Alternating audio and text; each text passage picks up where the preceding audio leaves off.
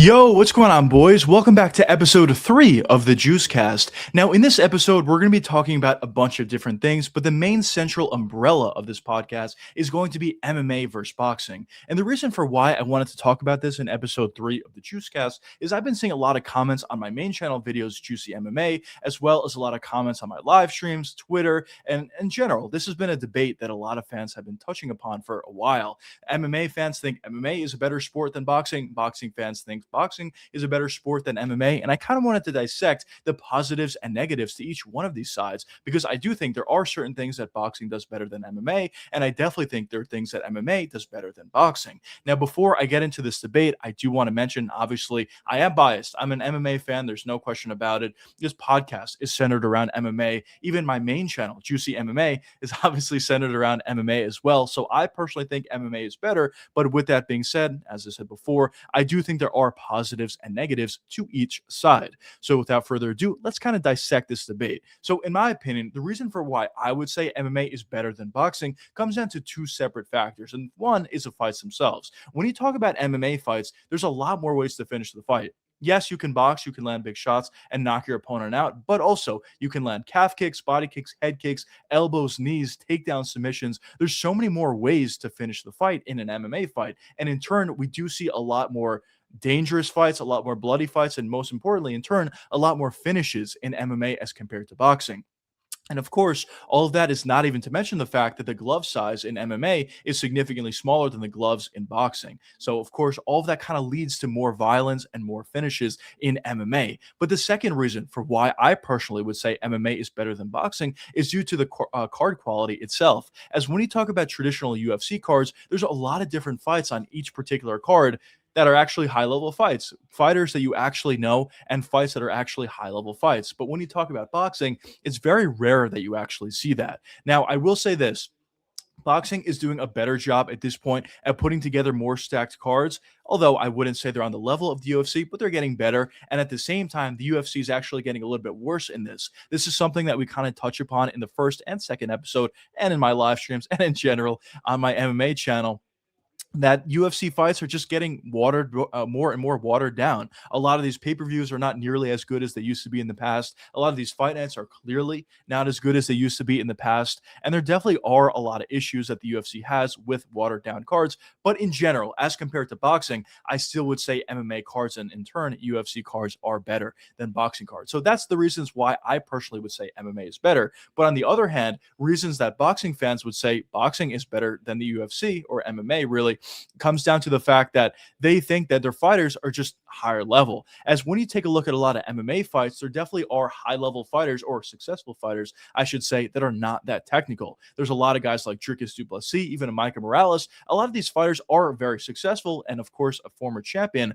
in the case of Dricus du Plessis. But at the same time, I wouldn't say they're super technical. But when you look at boxers, for the most part, everybody is a very skilled boxer and a very high level boxer. Of course, there are certain exceptions like a Deontay Wilder, but for the most part, all the current champions that are in boxing and all the current up-and-comers that are in boxing are very high level and very high skilled. So they would say the overall product is a higher level product in boxing as compared to MMA. But the second reason for why boxing fans would say boxing is better than MMA comes down to the aura factor. And this is something that I tend to agree with, because whenever you have a very big boxing fight, the aura is incredible for those sort of fights, especially if it's a very highly anticipated sort of fight. The press conferences are big, the walkouts are huge, the face-offs are huge, the introductions are huge, the fights themselves, of course, at times are huge as well. And I do think boxing fights or boxing events tend to have better aura as compared to UFC cards. Not saying UFC cards can have aura. Obviously, they do. We talk about it a lot on my live streams, actually. There's certain fighters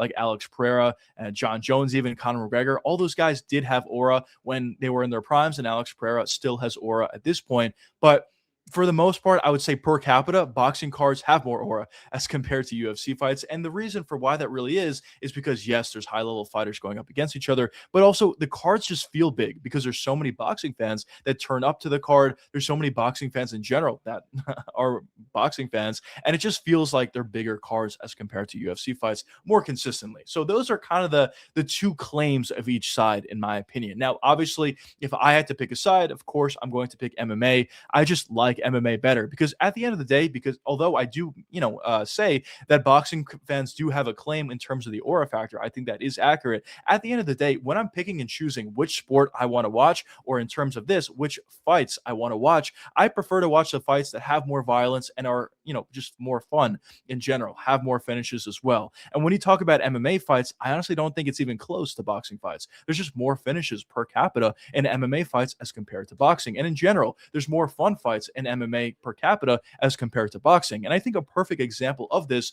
is a single night. It was the night that boxing put together a fight card between Canelo Alvarez and Terence Crawford. Obviously, an incredibly big fight at the time. Had great aura going into it and a lot of excitement. But when you watch the fight itself, it was more or less a spar. Yes, it was a very high-level boxing fight. You have to give Crawford a lot of credit. He did a great job at just being technical and being an incredibly good boxer, incredibly high-level boxer. But at the end of the day, it wasn't like, he landed a ton of damage against Canelo. It wasn't like Canelo got dropped or anything like that. And in my opinion, and in the opinion of a lot of boxing fans as well, they thought that fight was somewhat boring. But on the same night of that huge fight, at least on paper, between Canelo and Crawford, was Jean Silva versus Diego Lopez, a fight night card in the UFC. Now, obviously, both Lopez and Silva are high-level fighters at the featherweight division. I don't think anybody's denying that. But with that being said, it wasn't even a title fight. It wasn't even a pay-per-view. It wasn't that highly touted of a fight itself. And it turned out to be 10x, 20x, 50x as fun of a fight as Canelo versus Crawford was. Now, I know obviously that was only one example, but in general, I think you tend to see a lot of examples of that, where MMA cards that aren't even supposed to be some of their better cards turn out to have better fights and better, events in general as compared to these highly touted boxing fights. Whether you talk about even that boxing card that they put together in Times Square, there's a lot of hype and excitement around that card, but the card itself was pretty bad and pretty boring, which is unfortunate for the sport of boxing. So obviously, in my opinion, I do lean towards MMA. I just, obviously I'm very biased, but I just think the fights themselves are better. Now, are there things that MMA and the UFC can do better as compared to boxing? Of course, there's things they can improve upon. The aura of MMA events, just in my opinion, are not of the level of boxing events. So there are certain things that they can improve upon, but at the end of the day, the fights are the most important thing of boxing or MMA, and the fights in MMA are just more exciting as compared to boxing. So that's what I would lean towards personally. But the next topic that I wanted to get into is these crossover events, because this is something maybe as of the past few months, we haven't been seeing it. But in general, I think over the past, let's say 5 years, we've been seeing more and more examples of this. And really what I'm talking about when I'm talking about crossover events is two things. I'm talking about MMA fighters going over to box and boxing MMA fighters, but also for two, I'm talking about these influencer boxing events. Now, let's start with the first, part of that to start out with. Now, MMA fighters, high-level MMA fighters that think they can go over to boxing and box high-level boxers and actually beat them are out of their mind. At the end of the day, it's just a completely different sport. High-level boxers are going to beat high-level MMA fighters in a boxing fight. You move differently, you throw punches differently, you have different head movement, you have different footwork. There's a lot of different things in MMA as compared to boxing. And a lot of times when these MMA fighters talk about, transitioning over to boxing, they talk about this. There's a lot of things that are different. And because of that, high-level boxers that have been boxing their entire lives are going to have a natural advantage and probably are going to beat high-level MMA fighters trying to box. Now, vice versa, any high-level boxer that wants to move over into the MMA space and fight a high-level MMA fighter is also going to lose, and probably they're going to get finished. It's just a completely different sport. There's so much more you need to worry about in MMA as compared to boxing. Like, for example, calf kicks, body kicks, head kicks, elbows, knees, takedowns, strikes at range. There's so many different things that you need to worry about. And obviously, it's just a completely different sport. So in my opinion, I almost feel as if this crossover boxing, these sort of events are kind of brain rot of fighting, to be honest, as funny as that may sound. But I see them as brain rot fights. I think it's very obvious that any MMA fighter that goes into boxing and goes up against a high-level boxer is going to lose in boxing. And I think any high-level boxer that goes into MMA and fights an MMA fighter in MMA is going to lose. Now, obviously, we don't see that nearly as commonly. Boxing fighters going into MMA and fighting MMA guys, it just rarely happens. I can't remember the last time that it actually did happen. But at the end of the day, the whole idea of these guys thinking they can beat these, other guys in their respective sports is just very, very dumb, and it's never going to work out. Now, I know a lot of people will point to Francis Ngannou against Tyson Fury, and a lot of fans, actually, even including myself, thought Francis Ngannou won the fight. But at the end of the day, I feel as if that was kind of an anomaly. I don't think Tyson Fury was really taking Francis Ngannou that seriously, for one, and for two, I think stylistically it wasn't a bad fight. in reality for Francis Ngannou. It didn't look like that at the time leading up, but after the fight was over, with hindsight, not the worst stylistic matchup. But then obviously we saw how Francis Ngannou did in his next fight after that against Anthony Joshua. He ended up getting folded in the second round, I believe. So in general, maybe there are some, anomalies, but in general, I do think MMA fighters going into boxing is against high level boxers, it's just not going to work out for them. And I think we've seen that countless times. Even Jake Paul, who's not a high level boxer to any extent, he's even beating a lot of these MMA guys in boxing. Now, obviously, on top of that, a lot of these MMA guys he's going up against are older fighters, which obviously doesn't help their case. But at the same time, if you're doing something your whole life or most of your life, it's going to be a lot easier for you to beat guys that just haven't done that. And it's as simple as that. And I just think it's kind of diluting the overall product. Now, of course, I'm not a huge boxing guy, obviously, but I do kind of lean with the boxing fans, the boxing purists that say these sort of events are kind of watering down the overall product. We want to see high level fights. And I actually agree with that. I'm an MMA purist. In terms of the UFC, I don't want to see gimmick fights. Now, for the most part, we don't see gimmick fights in the UFC, which is a big reason for why I think MMA is also better than boxing. But there's been occasions where we have, like CM Punk and some others. But in general, I want to see the best fight the best in MMA. That's a big reason for why I fell in love with the UFC, and the big reason for why I still watch UFC fights to this day. But in boxing, they have a bit more of an issue with that kind of brain rot sort of fight. And of course, that's not even to mention influencer boxing. Now, influencer boxing is also a huge issue, in my opinion, an even bigger issue as compared to crossover boxing. Because at least for crossover boxing, these MMA guys that are coming over and fighting in boxing against high-level boxers, at the very least, they are high-level fighters. So you do have that sort of a claim to build up the fight. But when you talk about Jake Paul going up against a 70-year-old Anderson Silva, or if you talk about Jake Paul going up against Nate Diaz, who is very old at that point, those fights, in my opinion, just don't really draw, or well, they shouldn't draw. They do draw, but in my opinion, I think they shouldn't really draw because I don't really see the thought process behind it, why you would really want to watch that fight. I get it. People hate Jake Paul. They want to see him lose. But at the end of the day, it's just not a high-level fight. And I think Jake Paul actually has done a great job at doing the most with the least. He's not really that technical of a boxer. He's not really that good of a boxer in general, but he's been able to generate all these millions of dollars over the years by just making people think his fights are going to be fun. But every time you watch a Jake Paul card or Jake Paul fight in general, usually you walk away thinking, that fight was pretty bad. The only fight that I can remember that was, remotely good in terms of a Jake Paul card was Jake Paul versus Anderson Silva. I thought that fight was relatively good.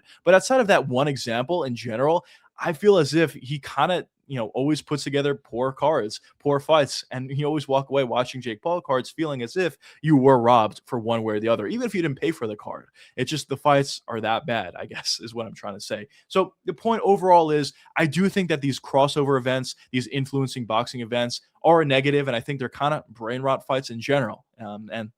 It's kind of a bigger issue in boxing as compared to MMA, but in general, I think it's kind of an issue with the culture. A lot of fans are willing to watch a lot of these brain rot fights because they don't care about watching the best fight the best. And maybe a lot of these fans that watch these crossover events are not fans in general. So I don't know, but it is tapping into a market. It is generating a lot of revenue. So because of that, I think we're going to see more and more of these sort of events. Now, I know this is an example of a crossover event, but even coming up relatively soon, Floyd Mayweather versus Mike Tyson. Mike Tyson is so old at this point. Floyd Mayweather is also so old at this point. He's been retired forever. I believe he's coming out of retirement for this fight, but nonetheless, he's been retired forever. It's just not a fight that I personally want to see. It's another example of a brain rot fight, but I'm sure it's going to generate a lot of revenue. I'm sure it's going to generate a lot of viewership, and a lot of viewers see Mike Tyson on the card and they're like, oh, I watched him when I was, growing up. I would love to watch Mike Tyson fight again. And because of that nostalgia factor, these events tend to do really well. But in my opinion, I actually think it's a negative that these events are doing very well.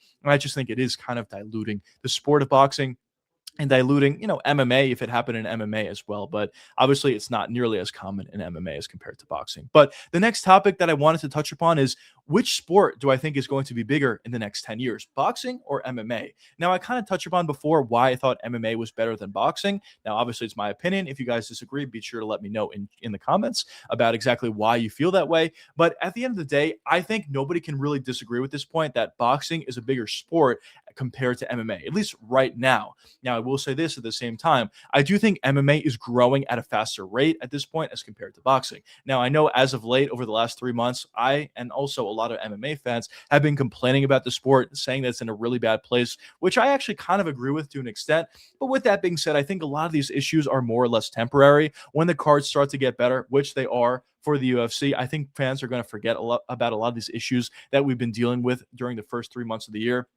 So in general, I still think MMA as a sport, and when you talk about MMA, you're really talking about the UFC. So I think the UFC is still growing at a faster rate, excuse me, as compared to boxing. So both sides kind of have something on the other, I guess you can say. But in my opinion, in the next 10 years, I still think boxing is going to be the bigger sport. Now, can MMA close the gap? Yeah, of course they can. Over, 10 years ago, MMA has done a great job at closing the gap between what they were 10 years ago and boxing was 10 years ago and compared to what they are now. So yes, MMA can definitely close the gap as compared to them versus boxing. But at the end of the day, I think boxing is just going to be the bigger sport. And the reason, really the main reason for why I feel that is due to the nostalgia factor. A lot of these boxing fans that are, huge boxing fans are fans of boxing because it's been around forever. They grew up watching Mike Tyson, Muhammad Ali, and other greats of that, arc. So because of that, they kind of just have a long history of watching these fights. Now, it doesn't mean that they're not going to watch MMA fights and get intrigued and actually enjoy those fights 100%. A lot of boxing fans actually also love watching MMA fights. But at the end of the day, I think boxing is just going to be bigger than MMA in the next 10 years. Now, in 100 years, could that be different? 100% it could. At that point, the nostalgia factor wouldn't be there as much for that next generation, of course. But at this point, over the next 10 years, I honestly still feel as if boxing is just still going to be bigger than MMA. It's a real uphill climb for the UFC and MMA. Now, can MMA and UFC really do anything to actually change that?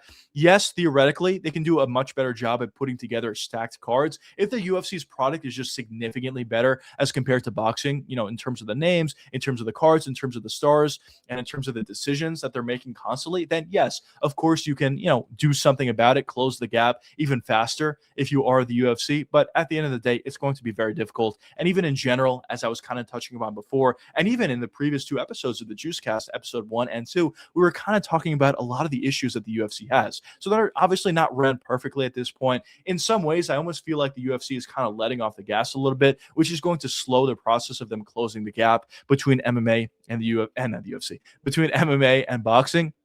But at the end of the day, I do think they're going to close the gap, but they're not going to be bigger than boxing. It kind of just is what it is. And boxing events are just going to be bigger, at least at this point, or really in the foreseeable future. I just think they're going to be bigger cards. But obviously, I'm an MMA guy. I'm still going to watch MMA fights. I personally prefer to watch MMA fights as compared to boxing. But with that being said, could there be a boxing event that I really want to watch? Of course. I was actually pretty excited for Canelo versus Crawford when it initially got announced. I was pretty excited to watch it. Now, in the end, I ended up walking away a little bit disappointed because I didn't think it was that fun of a fight. But if you're a total boxing purist and you're, really entertained by the technical ability, even if it's not a lot of damage and a lot of violence, then obviously you're going to enjoy fights like that. But for me, it's just not really my kind of thing. I prefer violence. I prefer finishes. I prefer knockouts. I prefer submissions even. And obviously you get all those things in MMA more consistently. Not saying it's a perfect sport. Obviously, even last weekend's card, at least at the time of recording this podcast,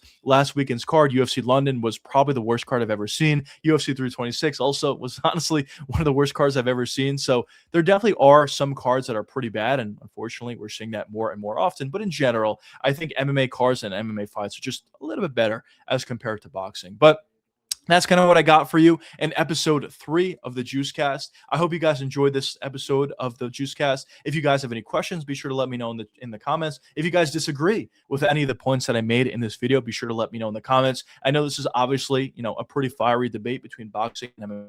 I'm not sure how many boxing fans are actually going to be able to come across this video, but if you are more so of a boxing fan, be sure to let me know down below as well. But anyways, I appreciate you guys for watching episode 3 of the Juicecast. Until the next time, I'll see you guys in the next one. Peace out, fellas.